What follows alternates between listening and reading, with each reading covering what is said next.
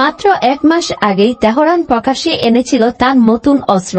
শুক্রবার গভীর রাতে সে মাঝারি পাল্লার ব্যালিস্টিক ক্ষেপণাস্ত্র কাসিম বশির ব্যবহার করে তারা ইসরায়েলের তেল আবিবে সফল হামলা চালিয়েছে বলে ধারণা করা হচ্ছে।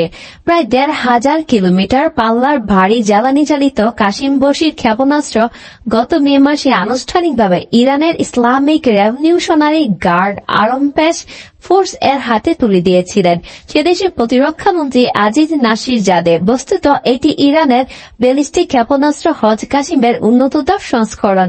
সে সময় আজিজ দাবি করেছিলেন ইসরায়েলের আকাশ প্রতিরক্ষা ব্যবস্থা ভেদ করতে সক্ষম হবে কাসিম বশির।